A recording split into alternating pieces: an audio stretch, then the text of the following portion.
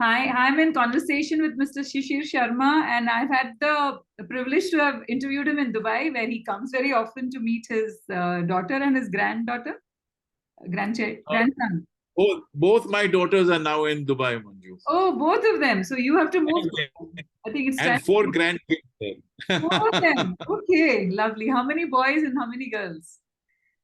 Two boys, two girls, Okay, that's perfectly balanced then. Okay. ranging from the age of almost 10 to 1.5 Oh, wow. years. What a lovely time to just come and chill with them. I'm sure four kids, my God, around you.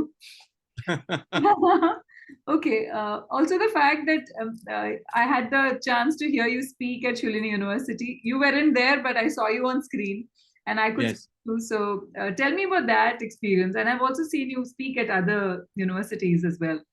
So, yeah. So, you know what happened? I mean, they invited me, of course, and I was very excited. And they gave me the topic, and I said, yes, of course, I will come, and so on and so forth. So, because I was going to be live and because I was not going to be there, they Hmm. said, let's do 2 days of a tech rehearsal. I said, Hmm. all right, fine. So, Okay. we did 2 days of tech rehearsal. Yeah. And I don't know what got into me. After the second tech rehearsal, I just sat there and I said, just let me record what I want to say Oh, from my head.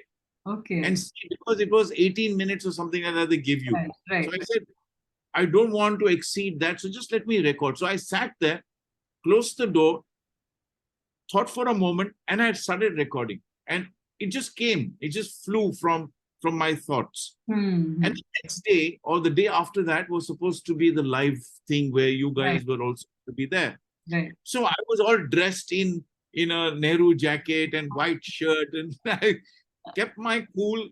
See, they said we'll go live at 4:45. All right, Okay. you'll be there at 4:45. So I was there at 4:45, and it became 5. It became 5:30, 5:45. So I said, "What is happening?" Said, "Sir, there is a glitch. We can see you, but we can't hear you." I was there when this happened. Yeah. Oh man, so I said, yeah, no, don't tell me, man. So they said, so the only thing we can do is to run your video. And Oh. I don't know what got into me. I just said, just let me record it. So I Oh. sent that recording to them, So it and was that is what ready. It was ready. and that is what they played. Oh, okay. Okay. So anyway, people got to hear what you wanted to say. Uh, Yes, but I'm glad that. you've also spoken at other universities. Do you also coach Yes, on a regular basis? yes, I do, Manju, but I do not want to coach anybody or do not want to say that I'm holding a workshop in India. Because the moment you say that, everybody thinks that after a 7-day workshop or a 5-session workshop, they will become actors. And I do not advocate that policy at all. And Right. I'm going through the grind myself. It's been what, almost 45, 47 years Mm-hmm. since the time I started doing theater. Mm-hmm. And I'm still learning, still have those butterflies in my stomach when you get onto stage. But Right. I do a lot of sessions outside India because they're interested in doing so. And they understand that uh, I always advocate the policy that you are not going to become actors after I speak to you. I'm Right. just going to impart my knowledge that I have gained over so many years Mm. of, you know, being in theater, being with people like Nasir, being with people like Ratna, Nina, Akash Khurana, Sunil Shanbag, Puri Saab, the old days. Yeah. So, That's when you started out, right? Your one of your first plays. I mean, Satyadev Dubey. yes, yeah. He's the one who pushed you into acting. He said He that. did, he did, he did. Well, he just said that he came into Ratna's house where we were having lunch and he said, तुम acting करोगे नहीं आती है मुझे acting नहीं तुम acting करो अरे नहीं आती है मुझे एक्टिंग नहीं मैं तुम्हें एक्टर बना के ही छोड़ूंगा so Manju, those words still ring in my ears. I don't know what he saw in me. I have never done acting before. I never did acting before. I was a very shy person, very introverted. So Hmm. I don't know what got into him and said, मैं तुम्हें actor बना के ही छोड़ूंगा. Hmm. So when he passed away, I just stood there before we took him away from the hospital, and I thought to myself, what did this man actually see in me Hmm. to tell me those words that मैं तुम्हें actor बना के ही छोड़ूंगा. Whatever it is, good, bad, or ugly, I am there, I am still there, and I still want to be there. Uh, those words mean a lot to me. So 1974-75 was when I started with a play called Sambhog Sanyaas Tak, Which is in also which, the play where Naseer Saab and Ratna Pathak met, right? yes, that is right. There was Neena Kulkarni, there was Harish Patel, there was Sunil Shanbag, Akash Khurana, Utkarsh Majumdar. So we had a host of actors who came out from NSD, which is the National School of Drama of Dubey, sorry, not Right. National School of Drama. So yeah, we named it the NSD. Yeah, so I think from there on started my theatre journey, and it's still on, still going on.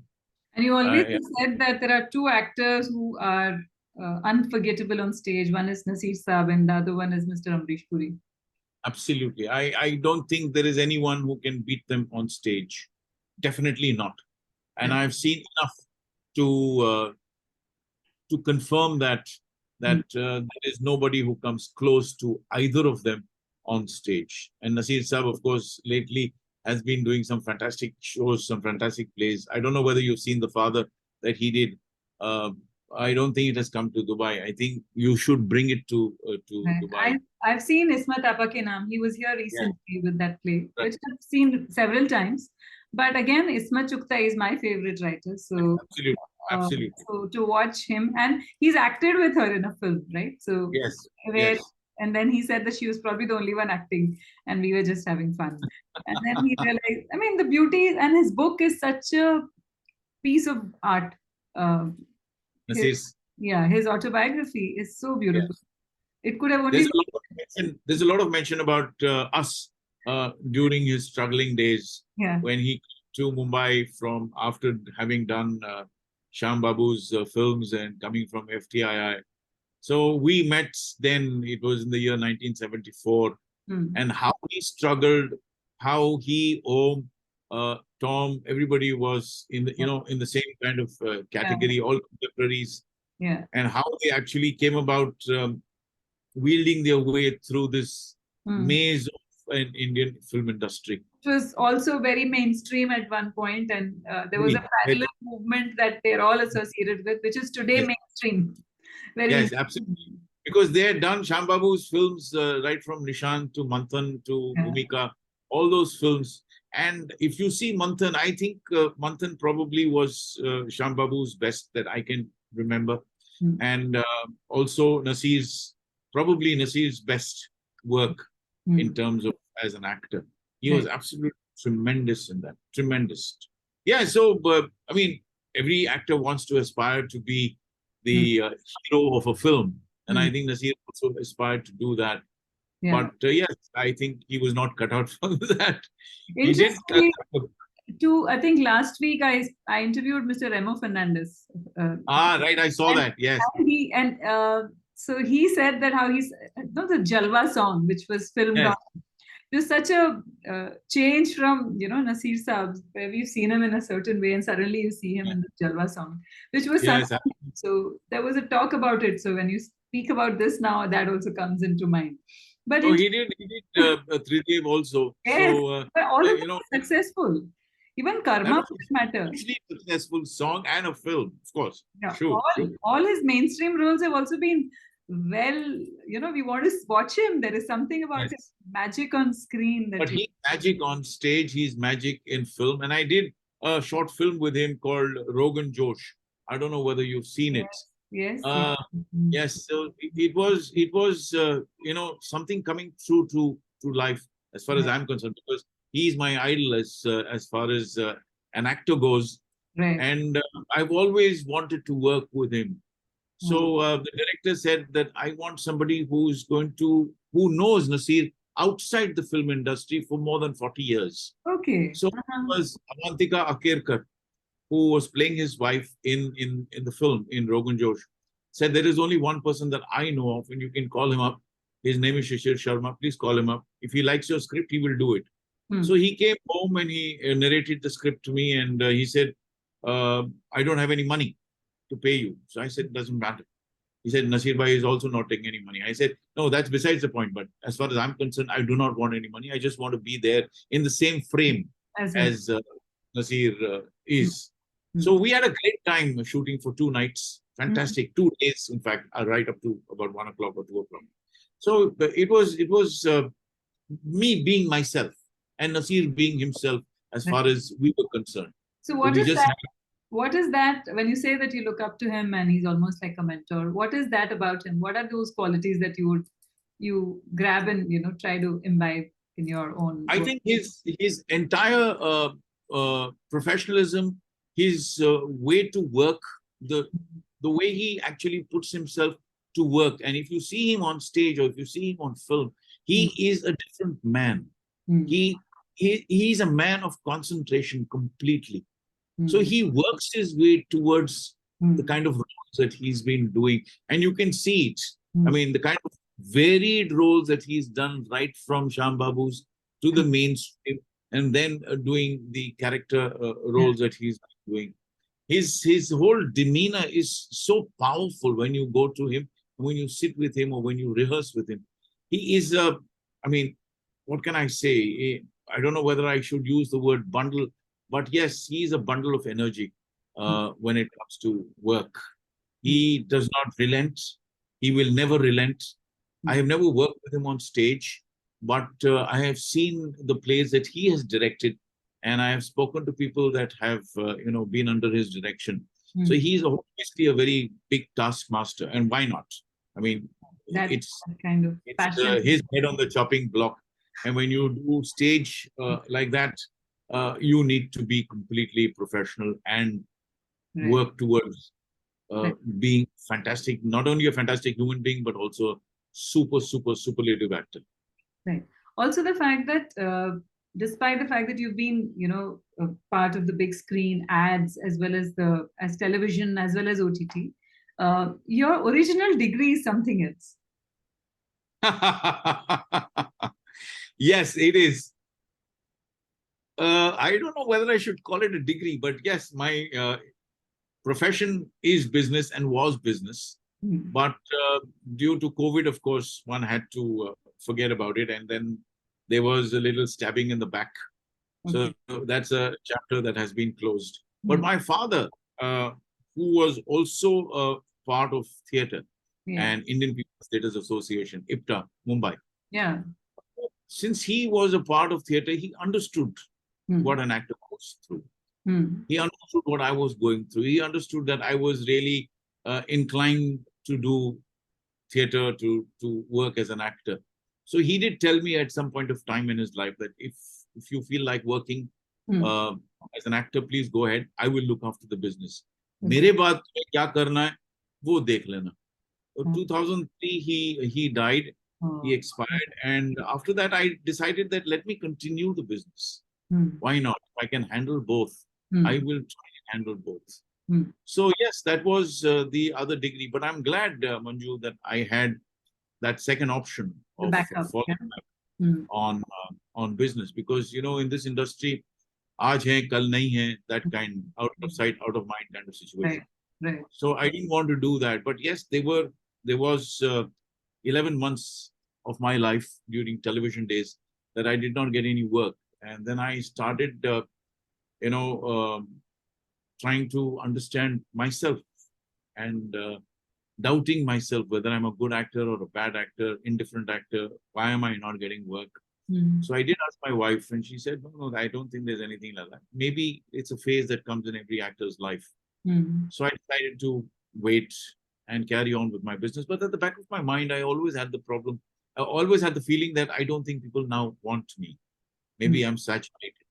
And one fine morning, a telephone call comes and says, will you be a part of the show? And I don't remember which show. So I said, yes, of course. From there on, then it was not looking back. Wow. And then so I am happy that I did not. You played an army officer in quite a bit of cinema, if I'm not wrong. Yes, I did. Lately, of course, was Raazi and Uri.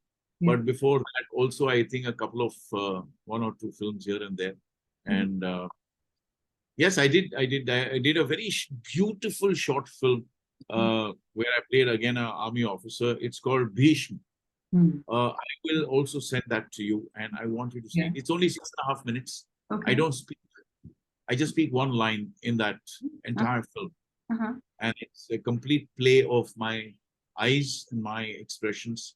And my daughter, who was played by Swagata Naik, speaks a lot. So it's a beautiful film. It was on, what is that barrel? Stag. What barrel? That platform that... Crate and Barrel. Was it? No, not Crate Barrel. That... I know the short film. The short film. I remember. Not Crate and Barrel is a story. So they got it, they bought it, and they are running it. So yeah, I love playing the army officer types. Okay. Also because you are disciplined, you look the part as well. So probably. I guess that is because of my persona and the way I carry myself. People not trust me with anything else other than these clothes. But tell me about Raazi, because that's quite a, it's quite a landmark film in all of our, like in Hindi cinema. It's always been that one very unique film. So tell me about that.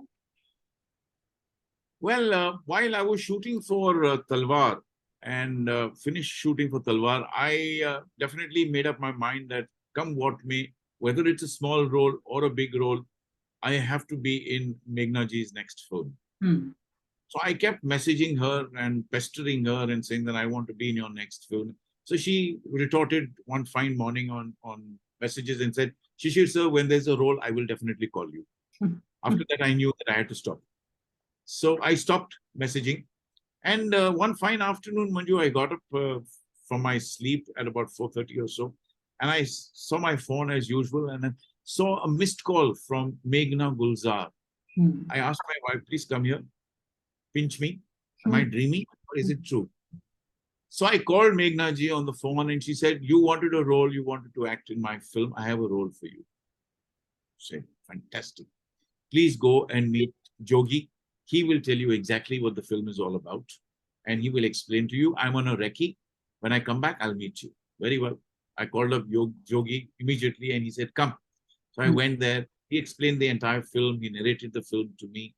And he said, there are certain portions of the film that only Meghna ji will explain to you. I said, fair enough. Meghna ji came back. I went and met her. And the role that was offered to me was obviously the father-in-law. And there were only two men of that. Group. One was me. So when that role was offered to me, and I'm not joking, I went to my closest friend, my confidant, whom I have grown up with in theatre and otherwise as well. I went and told him, I said, Sunil, yeah, listen, I have got this character to play. Meghna ji has asked me to play this. So why me? What is that in me that she saw for me to play this? I don't know what the character, I know that it's father-in-law. I don't know anything else. He said, Shishir, just go and play it. Don't doubt yourself. The moment you start doubting yourself, you know that you're in a different territory altogether. So I went and met Meghna ji. She explained the character to me. She explained the role to me. We did a lot of readings because it was Urdu and because she was, Gulzar Saab's daughter. So the tongue had to be perfect. The words had to be perfect. Yeah. So we did a lot of rehearsals. We did a lot of readings. And as Meghna ji always has, she has a table read of all the actors before she actually goes on floor. So we did that. We met everyone. I knew only Soni because she had worked with us in theatre. I didn't know anybody else. So it was a kind of a dilemma in my head as to how does one want to play this character. So I started looking at videos from Pakistan, started looking at how the generals, how the army officers behave, how they talk, and somehow uncanny and definitely not deliberate, I saw Ziaul Haq, a photo of him. Okay. And the way Meghna ji had styled me with the long, sherwani, which is just not the normal sherwani, it's like a frock, the sherwani from the bottom. And the hairstyle, the mustache. And I said, yeah, this is very Zia-ul Haq. So then I tried to play it my own way. I didn't want to copy anyone. Right. I said, let me bring whatever I can bring to the table. And yeah, so Meghnaji was very thrilled, very happy. Of course, in the script, when you see the film, and since you've seen the film, there is a portion where the flag is handed over to me by the general after my son's death, the funeral. Yeah. And in the script, it mentions that I have to fall. I don't know what that fall meant. So I told Meghnaji, I said, can we do it there? I don't know what you mean by fall. So when we were shooting that scene, just before that, I went and put myself away, sat on a chair under a tree for about 15-20 minutes, wanted to, take everything in and bring those memories of certain things that have happened in my life and relate it to what was happening on screen in that particular scene. I did that, and I came there, and Vicky saw me from the corner of his eye. He just did that to the chief AD. He went and told Meghnaji. Meghnaji said action, and we did the scene. Manju, it was just that one take. Wow. It was just that one take, and I don't know what happened. It just happened. Certain things just happen. You don't wait for anything. You don't wait for a force. Yeah. But there was a certain force that took me to that level and to that state of mind. Yeah. And then I cried. I cried after that. And Vicky said, just leave him alone. He wants to get over whatever. So Raazi probably changed the complete complexion of me as an actor and the perception of others that Shishir Sharma can be reckoned with at the moment now after Raazi. Although I don't know why, but yeah, Raazi changed a lot as far as I'm concerned. Did you get roles like Raazi after that? Yes, I did. But it was, see, Uri came to me after Raazi, and it was during the filming of Raazi that Vicky had mentioned to me that I'm doing a film. He didn't mention the name, nothing. He said, I'm doing an army film. So I said, Vicky, yaar, usko bolna, mujhe bhi le le. Father, son. We make a good team, yeah. So he said, हाँ ठीक है, मैं बोलता हूँ. पता नहीं बोला कि नहीं विकी ने. एक दिन मैं वापस घर आ रहा था शूट से, and suddenly I get a call, sir, please come to this office. We're doing a film. Okay, fine. I reached his office, and Mr. Dhar was there, and he said, I'm doing a film called Uri. So I didn't know what hit me. I just jumped. I said, is this the same film that Vicky is doing? He said, yes. Jesus Christ. I said, I will relate to you the story now that I had told Vicky. And Sone Pe Suhaga, who walks in, Ramesh Rawal. Oh, okay. My classmate from college. We started theatre together. We did a play called Three Men in a Boat by Jean-Paul Sartre, which was directed by Jaydev Hatangdi at that time. And we hugged each other. We had never worked. This was the first time we were working after some 40 years. And it was a reunion of sort with Paresh. And then, of course, he said, okay, now go and sit down on that table. The makeup dada is going to take over, and he's going to style you, and he's going to make you this and that and all that. They changed my hairstyle and all sorts of things. They made me put my uniform on. And they said, we have to send photographs to Delhi. I said, okay, fine, send. They sent the photographs. He said, as far as I'm concerned, you're playing that part. I don't know about Delhi. But he said, doesn't matter, don't worry about it. So I was on board Uri and on board to Serbia to shoot for Uri. Fabulous. What are you up to now? What is the next that we can see? Well, I've done about 6 films in the last 1.5 years. Okay, that's and the biggest of them all is a film called Capsule Gill, which is being directed by Tinu Desai with Akshay Kumar and Pariniti, and a host of fantastic actors, right from Umud Mishra to Pawan Malhotra to Virendra Saxena, Ravi Kishan, Arun Badola, Sudhir Pandey, Devu Devacharya. Is this a mind? Bhattacharya. This is the mind story. Yeah, it's the mind story. And Anand Madhavan, of course. And me and Anand are, from the managerial cadre of the Mind. He plays my boss. Yeah, we shot that in London, in York. Why in York? Because apparently Leeds, York, Bradford were mining areas at one point of time. Okay. And Vashu Bhagnani had taken up this huge space that he wanted to create for as Bollywood, rather than Indian foreign films going to India. He wanted to bring Indian films to York, other countries. Yes, to make that Bollywood. So we shot that, and we did a little bit of patchwork in India, in a place called Asansol, in West Bengal. So we finished that. We finished the dubbing of that. Then I did a film called Songs of Paradise, which is a film about the first female Kashmiri singer to sing on All India Radio. Oh, how interesting. Lovely. So Soni Razdan plays the older one. Sabah Azad plays the younger one. I play the music teacher to Sabah Azad. There is Shiva Chadda also in the film. Directed by Danish Renzu. I don't know whether you heard of it. When is this film?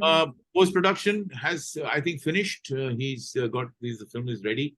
So I think he's now knocking at the doors of the OTT platforms, try and see what can be done. Then there is a film called Pune Highway, which was a play that Rahul Dikuna had written, now made into a film. So there were a lot of characters that were in the play that were spoken about, but never seen on stage. So that's an extension of the film, which has been directed by Bugs Bhargava and Rahul Dikuna, with Amit Saad and Jim Saram. There is Manjari Fadnis also in that, and there's me. So yes, then did a couple of web series. Have you heard of a web series that was the first one that came to India? Was Permanent Roommates. I've heard about it. Yes, Permanent Roommates was 2 seasons were done 8 years back, and suddenly they wake up and say, now we have to do the 3rd season. So I said, okay, fine, we'll do the 3rd season. So I did that. Then I did another show called Asmara Diaries, which is a very beautiful film series with me and Tanvi playing husband and wife, but grandparents to a girl, of course. And there's Suhasini Mule also.